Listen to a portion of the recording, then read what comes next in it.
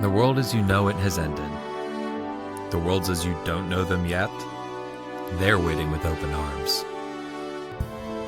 This is the Durgans and Dargans podcast.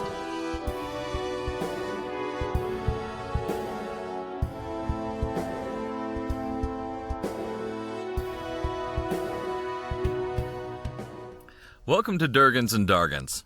I'm your Dungeon Master, Ben. Joining me today is Aaron. Introduce your character, Aaron. Hey, I'm Aaron. I'll be playing Darren Buccaneer, the Minotaur Divine Soul Sorcerer. Also joining me today is Charles. I am Charles, and I'm playing Runal Surname, PhD, Human Wizard. Is Runal also eating dinner while Charles is eating dinner? Runal did just sneak a bite of dinner, and was thinking that Matt was going to be next, so I'm going to take that again. My name is... No, that's fine. That's brilliant. No, we'll carry on like that. You were understandable.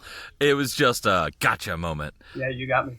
It wasn't goldfish. Anyway, though, Matt has his camera on. No, it wasn't goldfish. I'm never going to live that one down. It wasn't goldfish. No, you're not. Also joining me today is Matt. Hello, I am Matt. I'm playing Jet, the gnome fighter. We are a D&D podcast for the whole family. As long as your whole family is into intense, bloody adventures. We take Dungeons & Dragons seriously, but we're not about to teach your 6-year-old any unfortunate vocabulary words. At this point in the podcast, we are on Spotify, we are on YouTube, so please, subscribe, follow, smash that subscribe button, guys. No. But honestly, just tell your friends about us. We'd love to have some listens. We'd love to grow the listenership. We'd love to, hear from you guys. Let me see here. I think we have an email address if you want to contact us. I think it's just durgansanddargans@gmail.com. All one word. Please feel free to complain. So email us. We welcome all complaints, all comments, and all of everything at this point. We're not going to necessarily do like a mailbag thing where we read everything, because that might not be family friendly. But if you have a family friendly thing, maybe we'll give you a shout out. Sorry, Ben, one more time. Where do I send my complaints? I just wanted to try to write it down. You know where you can send your complaints. We now have a call to action. Comment, like, and subscribe. I never thought I'd say those words. We haven't said those words, and there's a reason we haven't said those words. We've just said it longer. Yes. Some people say, why use few words, or what is it? Why use lot word when few word do trick? On the other hand, I say, why in God's name would you ever use fewer words when more words, which are, of course, the means to meaning, would accomplish the same thing? I would have written you a shorter letter, but I didn't have the time. Exactly. Anyway, let's have a brief recap. You three survivors of Universe DLL-404 have been exploring the junk universe, Salvagian Moss, on a very typical adventuring quest for Professor Absentine, finding some onyx bricks, edible fungus, and copper gears. You were given the edible fungus by a kindly shambling mound for whom you removed the snakes that were poisoning his dreams.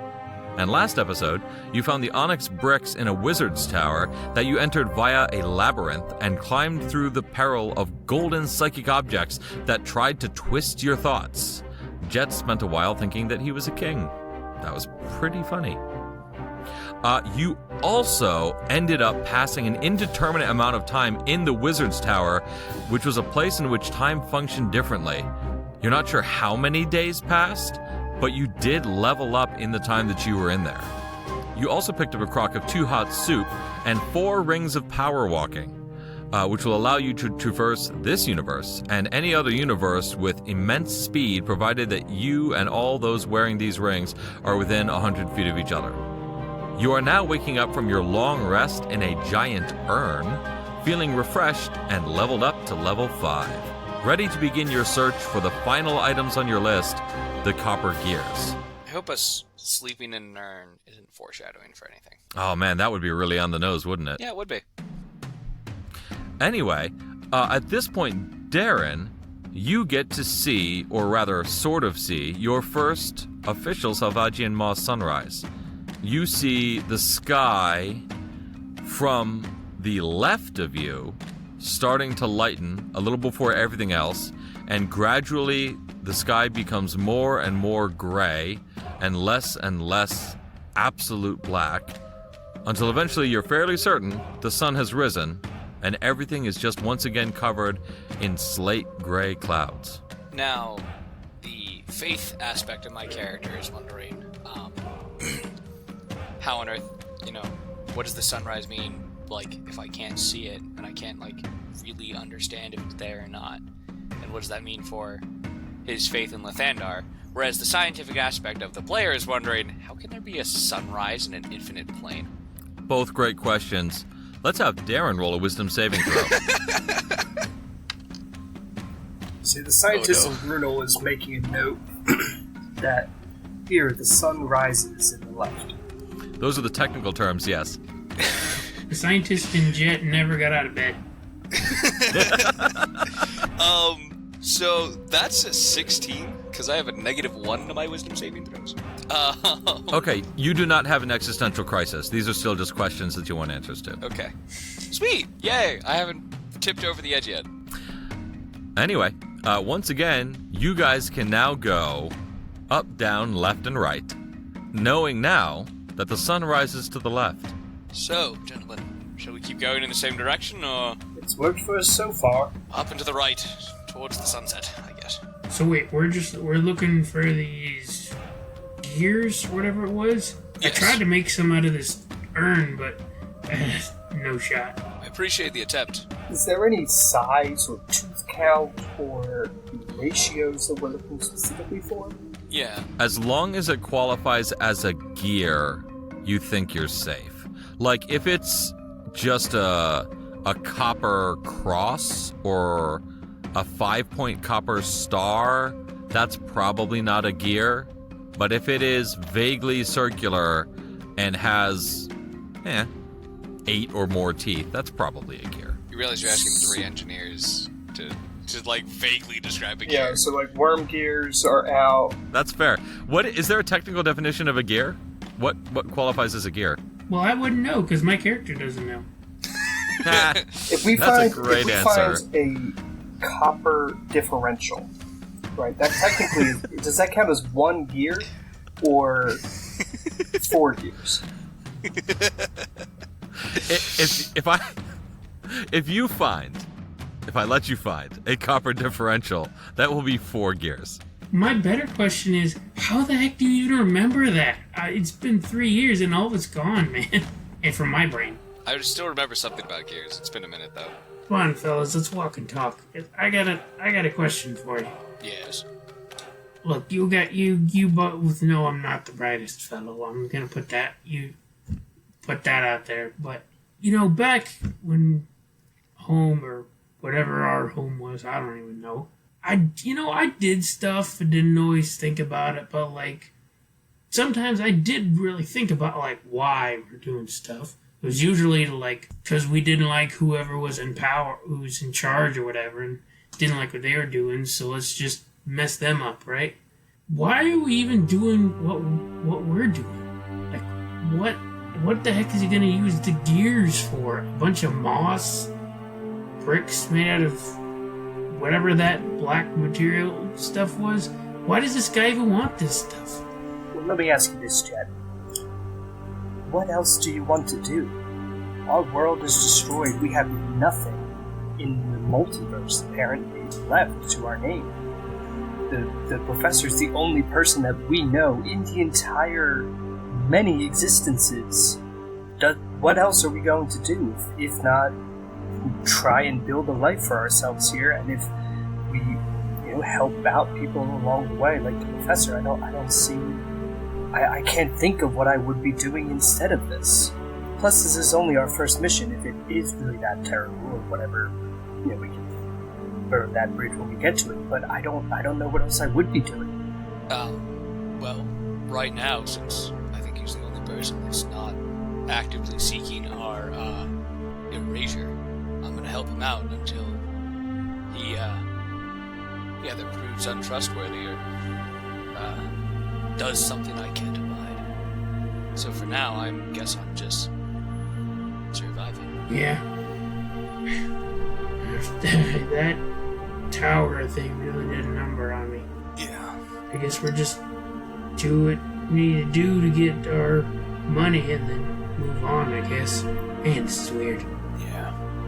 It's hard to imagine all of existence just up and vanishing.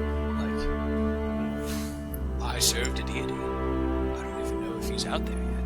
It's not like my power is tied to him like a cleric. This is mine now. But I have no idea where he is. That's why I was looking for the sunrise. It was a sign of his, so I don't even know if there's a sunrise again. So, where does that leave him? And where does that leave me? Darren, don't forget, we also did find junk from our universe that should, in theory, no longer exist. So maybe it's not all gone. It's true. Someone's behind this. Someone's done something. And I think I'd like to have a word with him at some point. Figure out why. Wait a minute. When we came in here, we snuck in, there was that huge cannon thing that like launched all the trash out everywhere. Yes. And if they, but like, that's Bruno, that stuff that you found, that was like in a cave. How in the world did it get there? I have no idea, but I think the more we explore, the more clues we're going to find. My only thought there is that perhaps someone is trying to hide something. In the trash universe? Best place to hide something. Yeah, I guess. Well, what a wonderful place to, what do they say? Find ourselves in the universe's trash. Well, Also, just as another point of order, I think that is all the more reason to trust the professor for now. If he's the one who's hiding things from us in the junk universe, why would he sent us here to begin with? that's a good point. Here. I doubt he thought us stupid enough that we wouldn't be asking questions. At least not all of us. Hey, I resemble that remark.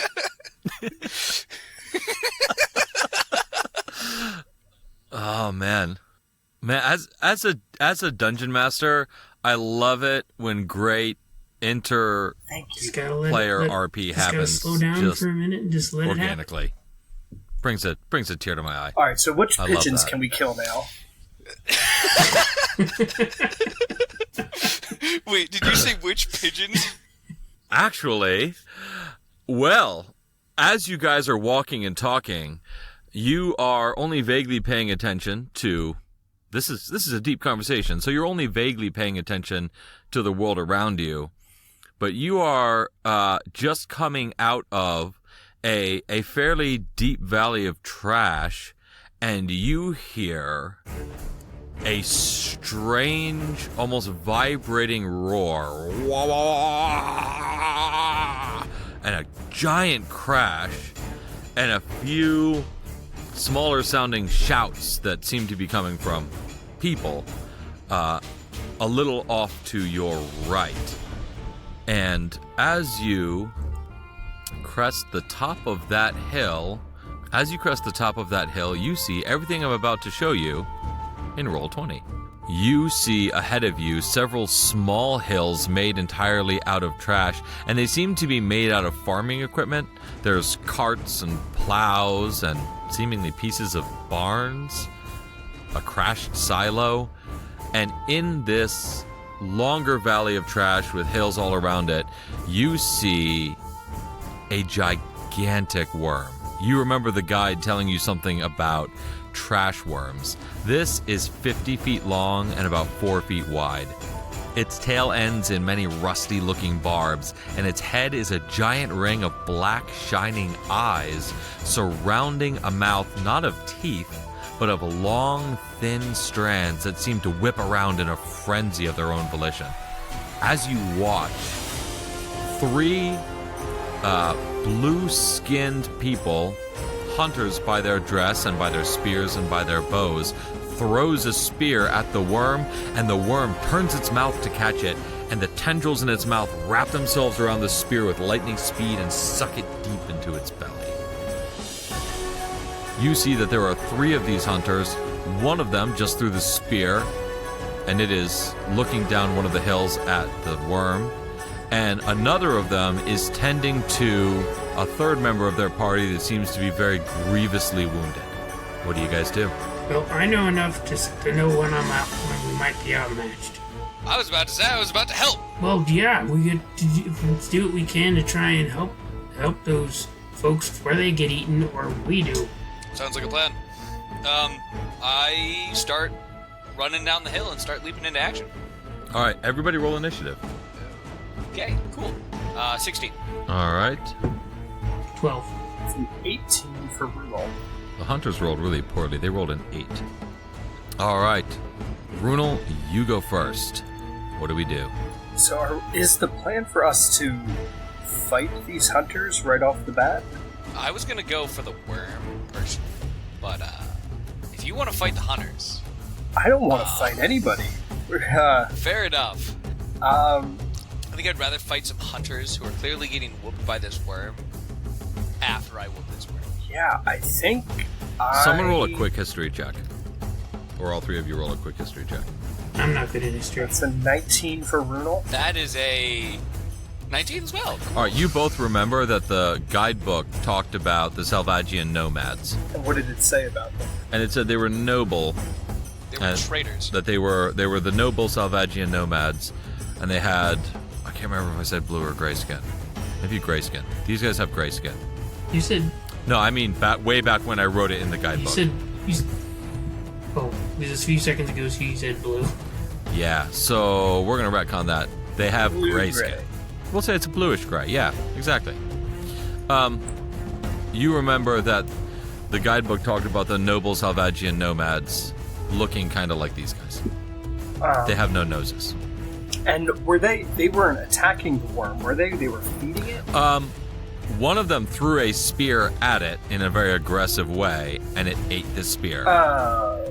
Okay. And how far are they from the worm? The worm is right now only about 10-15 feet away from them. And is the worm stretched out? Is it plumped up in a ball? The worm is kind of half in and half out of the garbage, kind of looking like a sea serpent under the waves. Okay.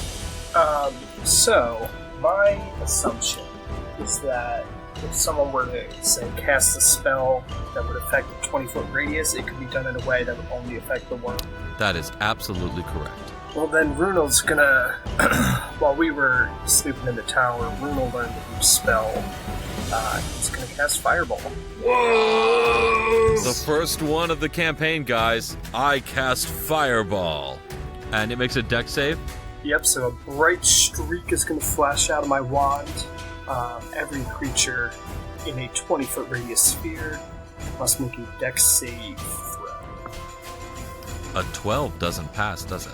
It sure as heck do not. Alright, so how much damage does this trash worm take? Well, a lot of d6s that all are showing very low numbers. He's going to take 20 fire damage. Alright, it takes 20 fire damage.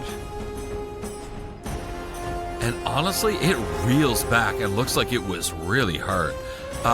You get the idea that this thing is not particularly chock full of HP. This might not be driving it off. This might be defeating it. Oh. What kind of reaction do we get from the nomads? They look over at you, and well, it's a long ways away, but they don't make any aggressive moves towards you. But you can't see their faces very well to see what their immediate reactions are. Like you're not reading expressions from this distance. Yeah. Alright, well that will end my turn. I am going to cast Guiding Bolt at this creature. It's a Darren favorite. It is, and I'm going to try and cast this at level 3, and I'm going to hope, beyond hope, that I'm not a pouty cow again this episode. Does a dirty 20 hit? Oh, yes, it does. Sweet, good to know. I'm casting this at 3rd level, so that is 66. Yo! That is 5, 10, 13, 16, 19, 20. 20 again. It lights up. This thing's... I'm not going to throw out there, like, stats and things like that. You guys have heard it. You guys aren't talking about just walking away unscathed here, maybe. But you have been doing damage to this thing. It's not shrugging this off. But now it's the worm's turn. Wait a minute. Is this a gummy worm? I mean, the icon is a gummy worm, but no, this is a giant, gray, metallic-looking worm. Oh. But if we were to describe its disposition, it seems like it's a little gummy, to be honest. A little softy, yeah. I knew I was going to get in trouble choosing this icon. I knew it. That it was going to lose all gravitas from this situation. This giant, terrifying worm I'm imagining, is now going to come and attack you. And it does so in the terrifying way of diving beneath the surface of the trash and emerging immediately next to all of you. All of you who did not... Situation. It is very much a Tremor situation. This thing emerges... Chet, what flavor is it? I'm getting strawberry.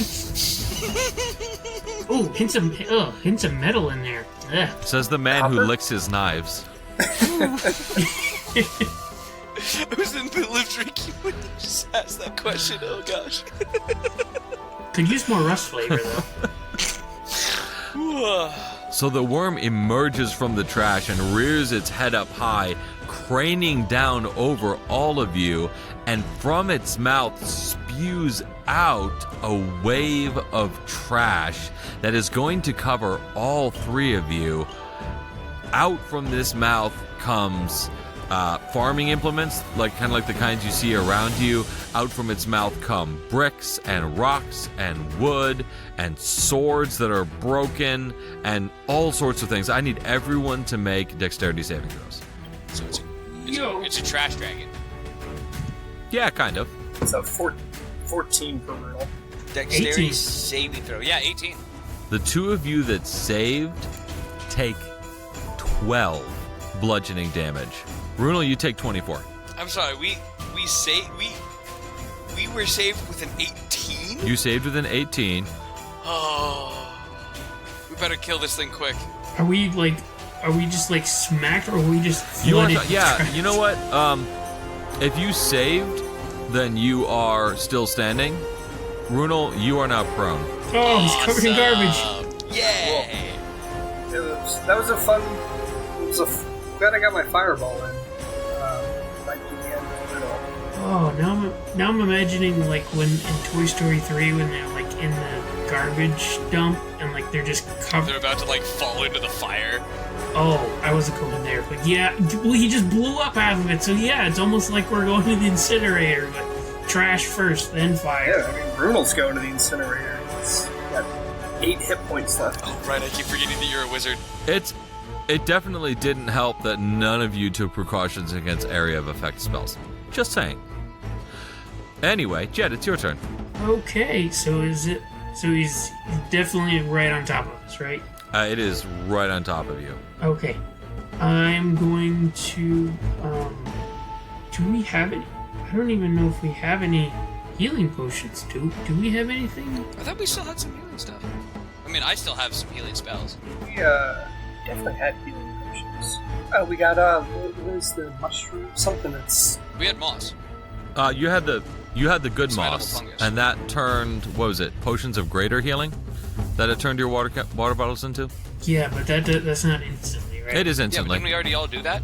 Yeah, you guys stuffed it into your water bottles, so your water bottles right now are potions of greater healing.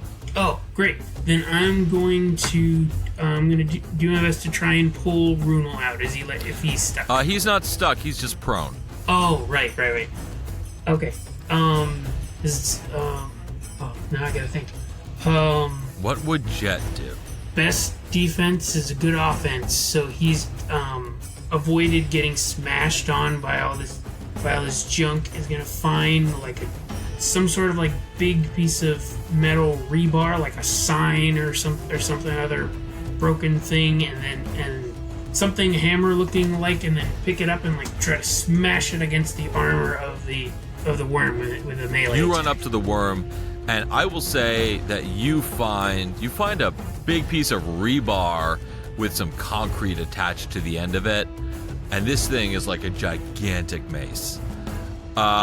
Do me a favor, make an athletics check. to like Yeah. pull it out. But can I make go big before Yes, I do please. Brah! And he just the Mario sound has become this giant. Then he has advantage on that check.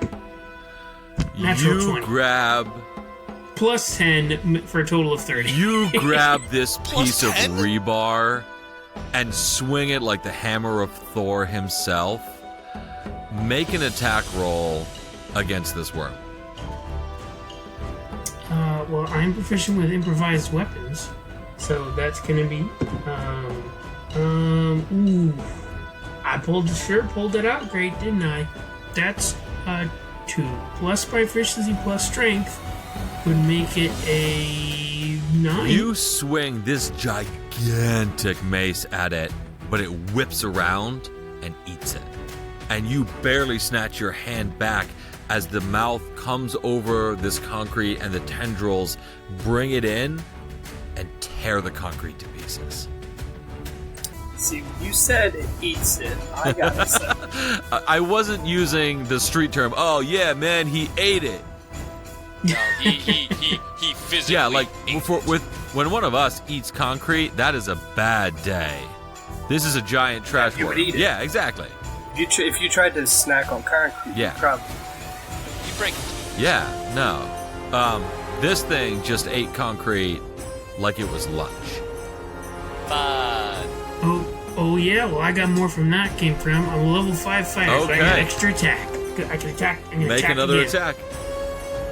This time, I'm like, alright, you want some of that? I'm gonna grab whatever shards of broken glass and try to claw my way into the armor to try and pierce it. Okay, we'll say that you find you're giant now. I mean, which is for you still only like 8 feet tall. But you find a plow that is still sharp enough to push through dirt and rocks and things like that, because this is all farming equipment, right? You find this plow and you try to attack the worm with it by wedging it in between its scales. Make an attack roll, please. That's the same number. Ugh. Do you need separate dice? I've got a whole bunch. No, the dice are talking. I'm like throwing garbage at this. This thing Yeah, lives in the garbage. you don't get the right angle. This is not a colossal failure, but you don't get the right angle to pierce underneath the scales, and it blinks off of the armor. All right, now it is the Nomad's turn. Oh no! No. Action surge. All right, You're not getting away from right. me. Let's have 2 more attacks. I forgot you're Go level 5. ahead. Jet is alright. We tried clever solutions. It's just time for brute strength. And he's just gonna use his giant bare hands to just claw away and rip the armor off with his bare hands. Okay. An unarmed strength against metal. Okay. That is a 17 and a 24. You unarmed hit strikes. both times. We'll make it one big attack. Here's what you do. Using your years as a street brawler, you know how to punch something really hard. You punch one scale, and then as it kind of gives a little bit, the scale next to it has a gap. And you reach in and you put your hands in that gap. You are now holding onto this scale with one hand and then both hands, and you make a colossal heave to try to tear it away. Roll your damage. Well, it's going to be 1d plus 4 twice. 19 bludgeoning damage. You tear the scale off. There is now a hole in the side of the armor of this worm, and it roars in pain as you tear that scale away. Oh, as soon as I do, going all out. I activate my fire. Oh yes, I love that. What do we see under the You scale? see some flesh. The scales seem to be mostly an armor, and there is a flesh that, because the scale was ripped out, is now oozing a green-gray fluid. Well, that flesh is getting burnt up because it immediately takes 2d6 fire damage. No action, no nothing. It just happens Nice. on my hit. Okay, not bad. 5 fire damage, and then he has to make a strength saving throw. It is pretty strong, I won't kid you. Yeah, Yeah. I think a 26 passes. Yeah, I didn't think so, but a little bit of fire. That's the end of my turn. Now the nomads go. The one nomad that threw its spear before is going to race closer up to a neighboring trash hill, pull out a longbow, and try to fire at this worm. Ooh, win for the nomads. He gets a dirty 20 and does 8 damage by sinking his arrow in between 2 of the scales. The other nomad, kneeling next to the wounded one, seems to be pouring a potion down his lips. And that's their turn. Back around to the top of the order. Runel, what's going on? Don't die. Well, I have a plan to save you. here's what's going through his head. He knows that human blood is red because of the iron. And he knows that Mr. Spock, being Vulcan, his blood was green because of the copper content. This worm has green blood, so he thinks he might definitely be getting close to find some high copper content. Can you explain who in Universe DLL 404 Mr. Spock is? Well, it's also just hallucinations because he's only down to 8 hit points left, so it is a pointy-eared creature of his own imagination. That's fair. This Mr. Spock... Did you eat some bad roddenberries? No, but this Mr. Spock, in his imagination, is not only a scientist, he also writes books on childcare. Does he have books of poetry and albums of sketchy photographs? Did he do a song about a hobbit? Yep. Oh man. Okay. All right. Here we go. All right. All right, Runel, what are you doing? Runel is going to cast haste on himself. Okay. This will double my speed, give me a +2 to AC, give me advantage on dexterity saving throws, and I get an additional action on each one of my turns. But the action can only be used to attack, dash, disengage, hide, or use an object. Clever. When the spell Clever. ends after a minute, I cannot move or take actions until after my next turn as a wave of lethargy sweeps over. So I'm going to cast haste on myself. And that does give me another action this round, which I'm going to use...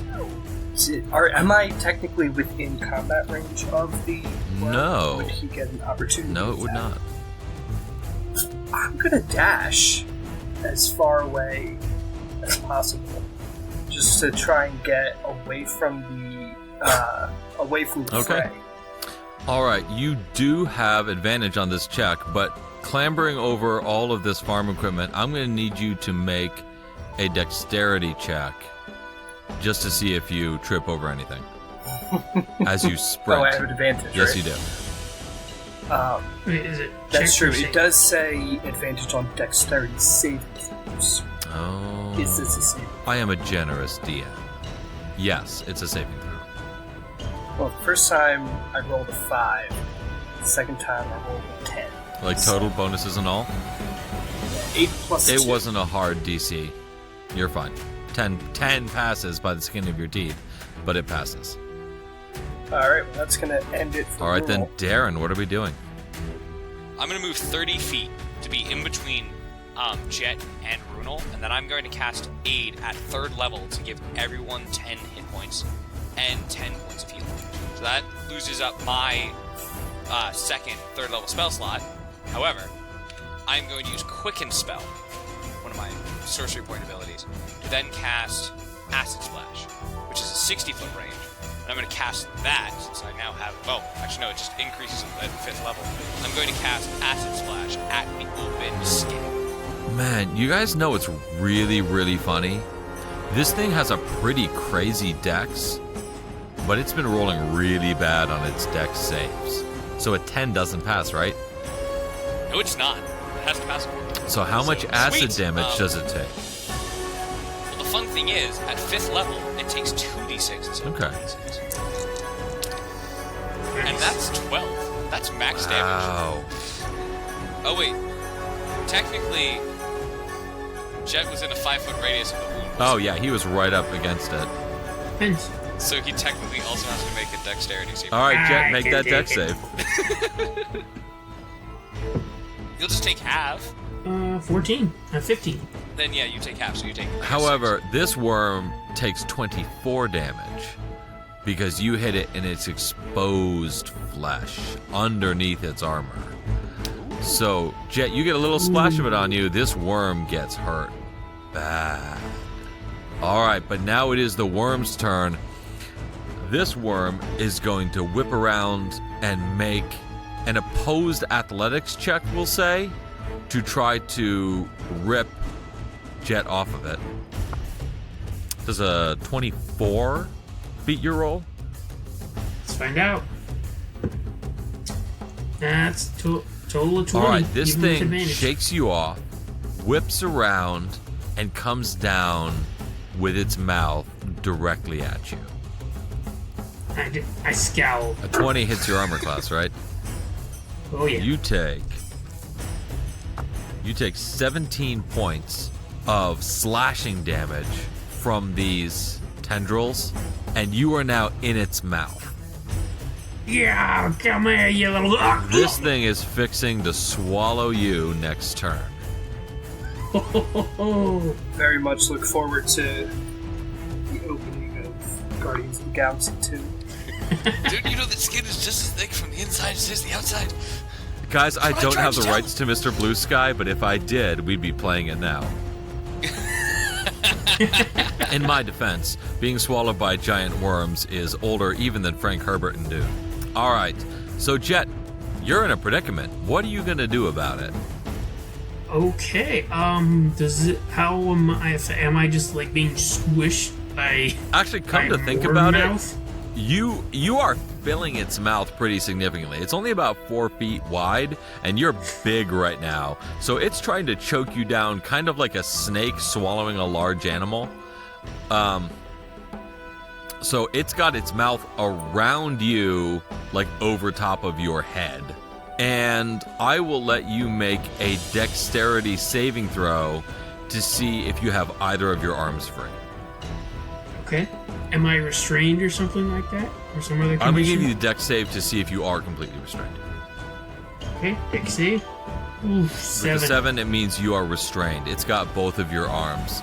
So you can try to make a dexterity or an acrobatics check or an athletics check to see if you can get out of this thing's mouth.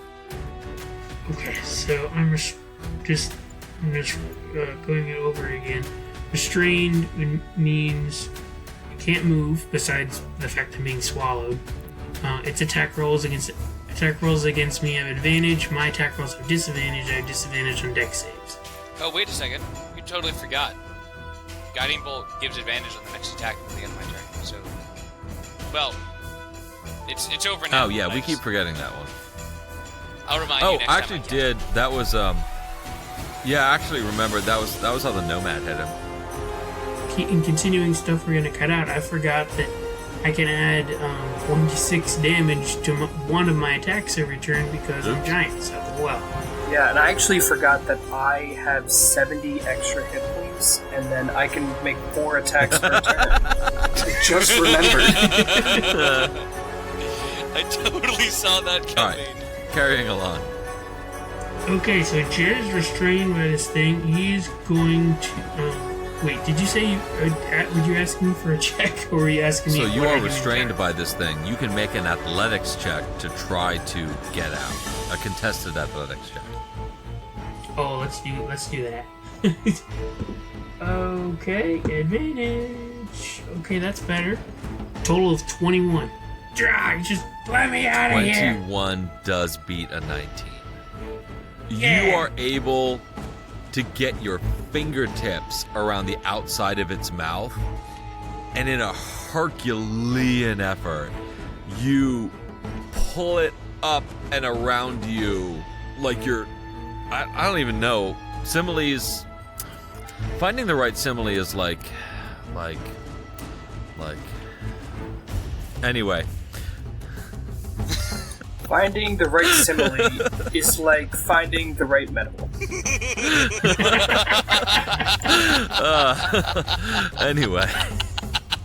Anyway, you pull this thing off. You will take another 6 slashing damage as the tendrils kind of whip around you as it comes off.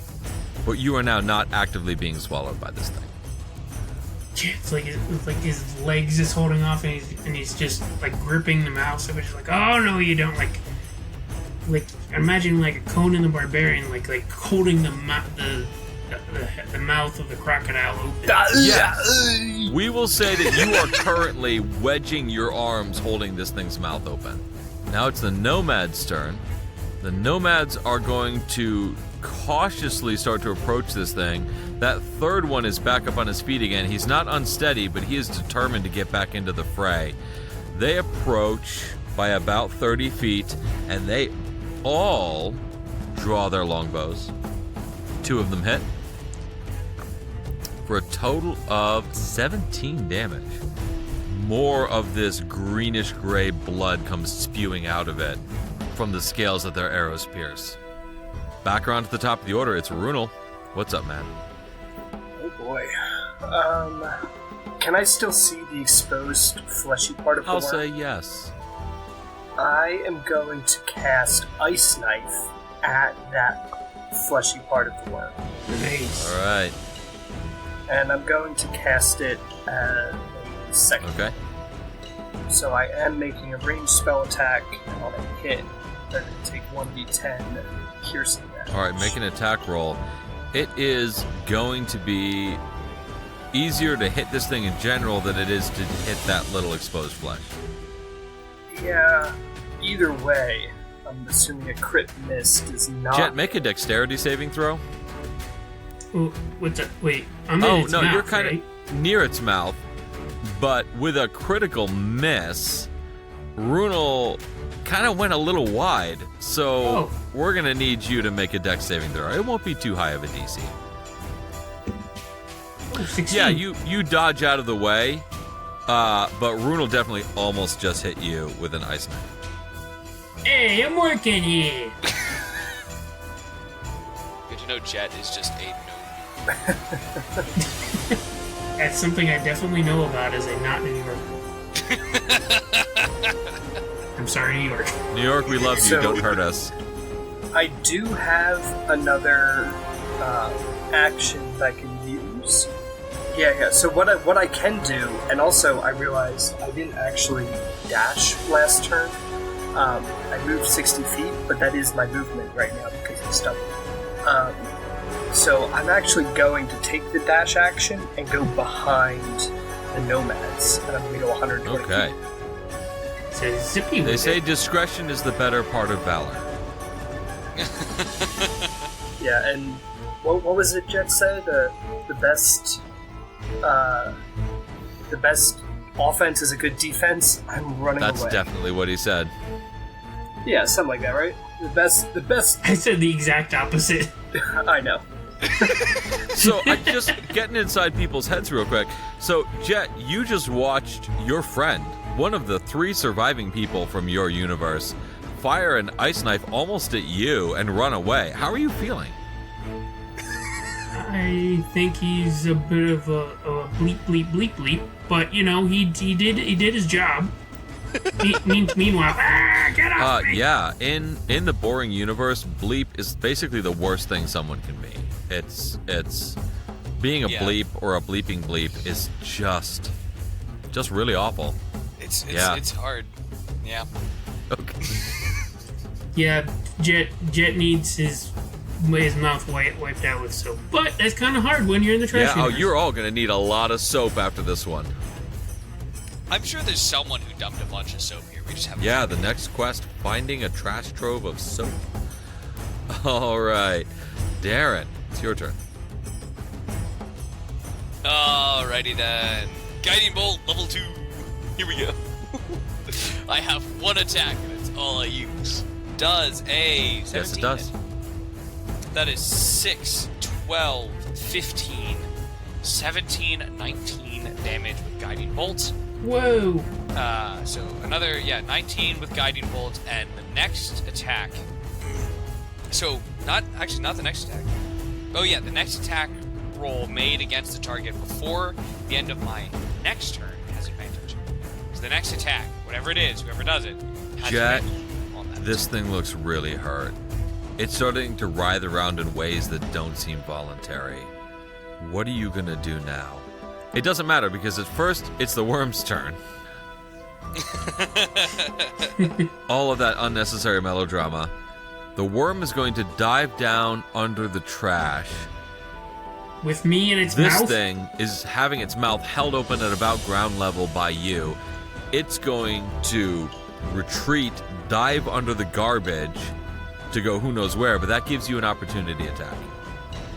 Gotcha. That's very low. Fight very low. 14. That does not hit.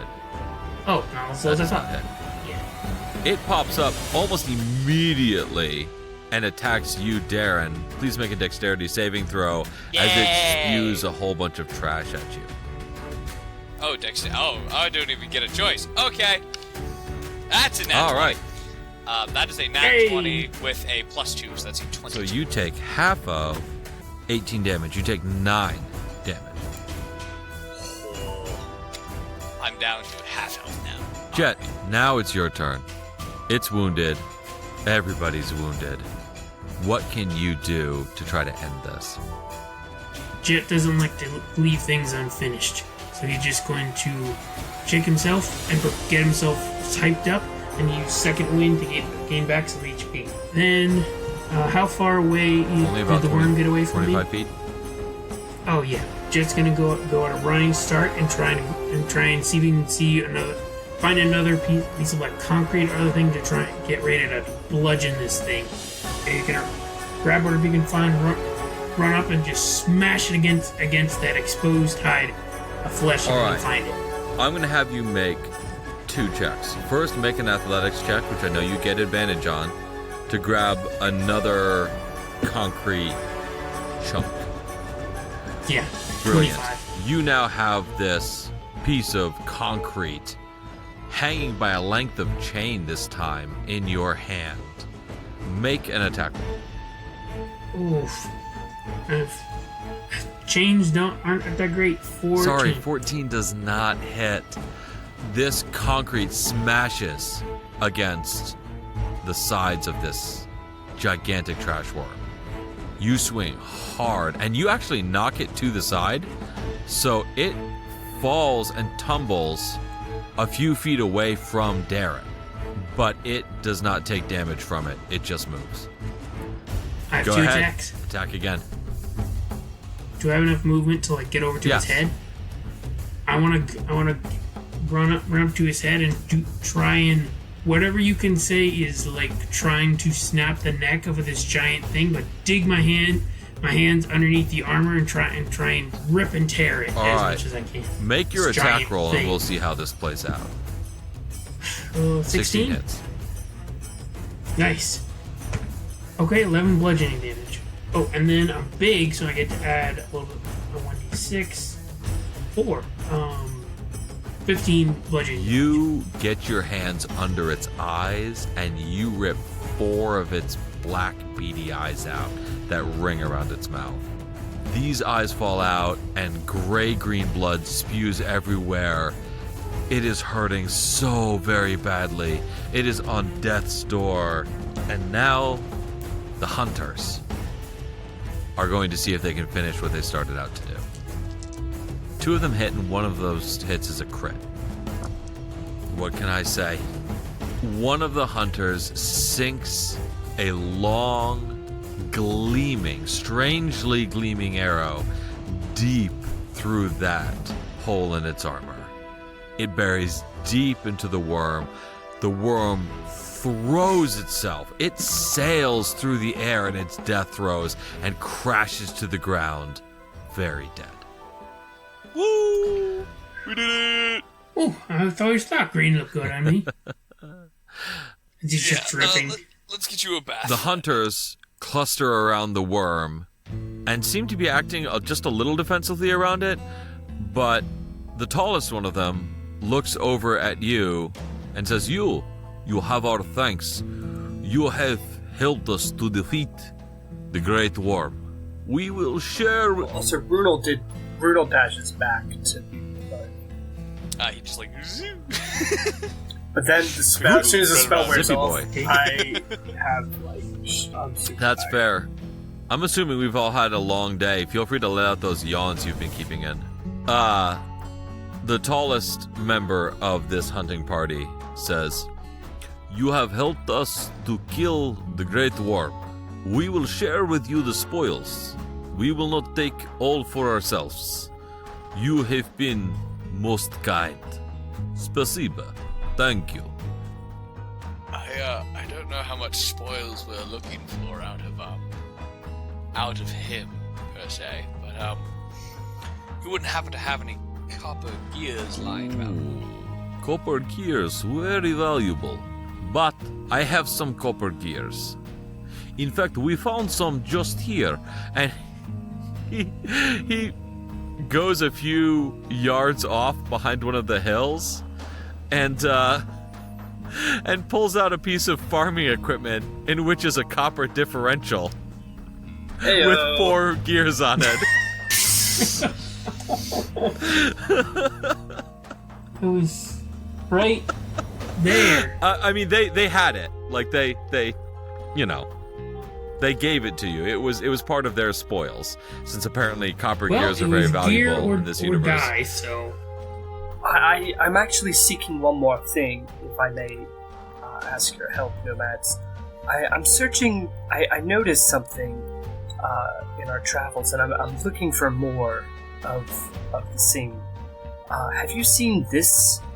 And I on a piece of parchment, I draw the Hadaway family crest and ask them if they've seen this symbol anywhere around the junk universe. They look at it very carefully and say, We have not seen this, but you are now friends, and we will keep eye out for this. We will look for you, for gratitude. Thank you, I appreciate it. Yeah, in the future, if you do find something like this, is there a way you could... we're not going to be here terribly much longer, so if there's a way if you found more of this, you could communicate it to us. What would be the best way to It reach you? is difficult to reach us. We do not wish to be reached. However, should you come back to this universe and look for us from this place you go to, we will talk. It is great gift to be talking to Salvagian nomads. Good to But know. now, friends, we will have warm feast. So you have done great good, you rest. We will have the party of the butchering, and we will take the worm into its meat. I think we'd prefer some copper gears, but Oh, if the you worm meat insist. is great honor, great delicacy. We are young hunting party. This is first worm. When you eat first of the meat of the worm, your eye will be opened in your mind to understand life in deeper way, to understand different walks of different people. It will be good.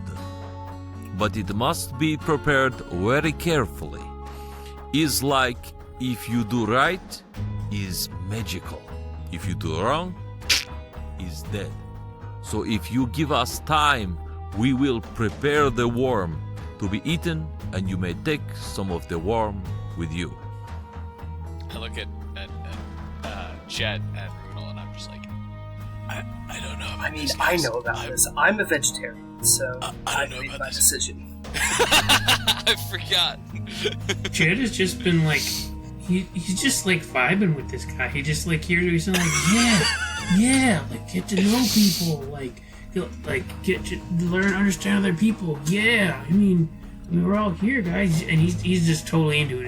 He's like, yeah, just give me some. I'll rip and tear right open. I've eaten a lot of things, but worm is The not. nomad looks at you, Runel, and says, You are vegetarian? Vegetarian? You will not eat the worm. Well, we must give you some gift then, because the meat of the worm is great gift. So you will have. He kind of hunts around in his pack for a little while, and he pulls out a scroll, and it's a scroll of fireball. Whoa. Yeah. Okay. So this gives you 1 extra fireball to cast at will. Can you technically use a scroll as a bonus Yep. action? Yeah. Yikes. Thank you. I accept. Can I have one of those? Oh, no, I'm just kidding. All right, you guys get to take. Yeah, that's great. I definitely want worm. Yeah. All right. Can you even read the scroll, Jet? No, but that's the point. So the leader, who introduces himself as Trilvik. I am Trilvik, and this is my brother Shaltu, and this is Carl. Carl does not speak. And Shaltu says, "Hello, I am Shaltu. It's nice to meet you. Thank you for the help in the killing of the worm."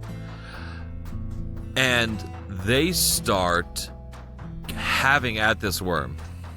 I was kind of hoping Carl would say, "And I'm Carl." No, he doesn't say anything. But Carl starts really butchering. You can tell that Carl is the butcher of the party. They start picking this worm to pieces with a curved sort of knife that gets underneath the scales, and they start carving bits and pieces of it away in a very delicate pattern until they get to different colored meat. Most of the meat is this greenish gray, the same color as its blood, but some parts of it are a very vibrant red. And they carefully cut away all the greenish gray bits until it leaves this violent red. Carl walks over to you with a bit of greenish gray meat and gestures at you with it. And Trilvik says, No, Carl, that kills people, Carl. We no do this. I saw it coming. Better not get copyright struck. I saw it. Carl throws the meat away. Is one of them named Paul? None of them are wearing hats. None of them are llamas. It's Salvagian moss. Carl kills you. Anyway, they do this, and then once they have gathered a significant portion of this vibrant red meat, they light a fire, they roast the meat, and then, with a bright light in their eyes, as they are very excited, they gesture over and say, Come, share with us the meat of the worm, and we together will be the worm killers. Alright, guys, yeah, I'm definitely sure I want this. As he just uneasily walks over and lets it happen. Chip, didn't you eat a rock like 2 episodes ago? Well, this is neither here nor there. Come on. This is a new episode. Don't worry about it. All right. I wake up in the morning and just the past doesn't exist. Uh-huh. Yeah. I also followed like, all right, let's try this. You both bite into this worm meat, and for a brief minute, but it seems to last for hours and hours and hours, you live someone else's life for just a bit. Jet, all of a sudden, you're in a university. You're a wizard. You have deep thoughts. You're a wizard, You Jet. have you have intellect. You have know-how. And you come snapping back to reality. But a tiny little bit of all of that life that you just lived sticks with you. Once a day, you may now cast Shocking Grasp. You remember a little bit being a wizard. Yo, what? Little nosebleed comes out. I can see everything. And I shock myself. Ow! Darren, you have always been a person of faith and religious belief, but you were never a man of the cloth. In this life, you were. In this life, you were a member of a holy order that took deep, deep vows and lived high atop a mountain. You learned secret rites, and you learned many, many deep things. It was still the god of light, but you learned to call him by a different name. And as you come snapping back to this reality, you remember a little bit of your holy teaching. You can now cast once a day, Word of Radiance. What level is that? It's a cantrip. They're both cantrips. But once a day, as a bonus action, each of you can cast these spells. What do you guys tell Runel about this experience, who's sitting off to the side and eating what? Salad that I brought from home. Vegetables. It's been a couple days now. How's that salad tasting? I have 10 days of rations in my backpack. 10 days of salad. That's impressive. How have you been storing those vegetables? Runel is very regular. Oh yeah, I mean that's on my character sheet. I am proficient in pooping.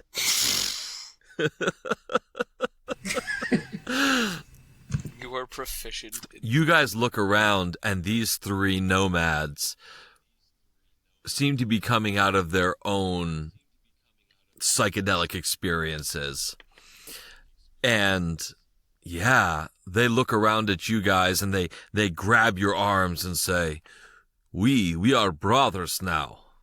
And the vegetarian, he is brother too, but not in crazy worm meat way. Brother from another mother. Another worm. I mean, worm. only two of us are from same mother.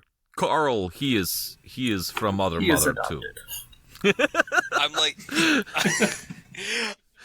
while y'all are discussing, I'm like still like reeling because like I'm similar to this kind of. I'm like familiar with it, but I'm not like good at dealing with this kind of. I don't want to say hangover, but this kind of brain breaking kind of stuff. So I'm like familiar with it, but I'm not good at handling it. So I'm like, in the corner. Yeah, make a wisdom saving throw. Oh, that's a 7. Wait, wisdom saving throw. Oh, this could be really bad. Nah, it's a 7. You are having a deep existential crisis. Woohoo! I'm thinking of titling this episode, Darren almost has and then definitely does has an existential crisis. Just saying. Oh, what is even real? Yeah. You are staring at the fire over which this worm meat was roasted, and you are unaware of the passage of time. You just know that there is this thing called light, and it goes by many names, and you're even wondering, because like sometimes it behaves like a particle and sometimes it behaves like a wave, and you have no idea what those things even are, but it behaves like those sometimes. You're just kind of freaking out here, man. Runel, Jet, Darren's freaking out. What are you doing? Wait a second. Does this technically mean I'm calling to 2 different deities now? Or is this still all in service of Lathandar? Who am I even serving right now? Because this word of, is this a word of Lathandar? Is this a word of another deity? But I can do this now? This doesn't make sense. Jet kind of scoots over and a little shocked. Whoa, that was weird, man. You okay? Huh? What? You okay, bro? I saw some stuff. Made me feel kind of happy, but confused. I'm not sure. I mean, I'm still a Divine Soul Sorcerer, but like, I always thought my gifts were from Lathandar. Am I serving someone else now? Am I in service to 2 or more? It's still all of my power comes from Lathandar, but I don't know what this new thing is. Like, I can basically set myself on fire now. At least I think I can, but I'm not like. Where did this come from? I have no idea where this came from. Huh? I don't know. As I took a bite of that stuff, and then I saw like a school, like wherever Runel goes, I like saw it, but like it was me, and then I was like, as if I had went there. What did you see? I was a cleric, I think. I was like a monk in old times, and I served someone else, and I learned so much. I learned mastery of certain magics. I learned the customs, the devotion to this person, and it feels like my brain is slipping away, but I learned something's still there, and it's a word stuck in my head. And, like, I stand up, and I say the word of radiance. I don't know what that word is yet, but, like, I mumble it under my breath, so, like, because I'm not sure what it's gonna do. And, I'm gonna be careful. I'm stepped back a bit, because this is a 5-foot range. But, like, I'm gonna, like... But I can't decide who within range has to succeed a saving throw, so I'm gonna decide everyone. So I'm gonna decide Jet doesn't get hurt by this, but I cast, Word of Radiance. And I just, explode in a blinding light. And just kind of shine for a second. I'm like, I guess I can do this now. I don't know where it came from, but I can do this now. Whoa. And I'm, like, still shining for a second, because it takes, how long does it last? It's instantaneous, so it's like just a big flash of light for a second. Like, I can do this, I guess. The hunting party is like, dude, that is so cool. That is, like, man. Like, Carl, he cast Firebolt now. Yeah. And, I cast Thorn Whip. Is it part of... I guess he can do the kinetic motion of Firebolt, but is it part of Firebolt being a voice-activated thing? It's bonus and action. Carl is just like, cool. Carl does it now. Wait, isn't your, like, god or whatever light and stuff like that? He is, but I wasn't serving... Like, in this vision, in this dream, I wasn't serving Lathandar. I don't know who it was, but it wasn't him. And so I'm not sure where I got this. So I don't even know, like, have I stabbed Lathandar in the back, in a sense? Because I don't know. Well, you're shining pretty bright to me, so that's a good thing, huh? I understand that you're going through an identity crisis here, Darren, but I do just want to point out that this is the exact reason why I think it's wise to not to rely on whatever deities you think you're relying on for your power. It's much wiser just to learn it on your own. Get the power from study and not rely on these fickle beings that are gods to some. I can't give up on him yet. He saved my life and offered me redemption. I don't know if he's still there, but I'm not giving up yet. And at that rate, I go quiet, because I'm just like, just deep in thought, staring in the fire now. On this somber note, I think we will end this episode. And we will pick up next... and we will pick up next week. Guys, thank you for being great players. This has been a great session. Thank you, listeners, for being great listeners. And thanks, as always, to my wife for letting me play Dungeons & Dragons as a hobby. You guys are all fantastic.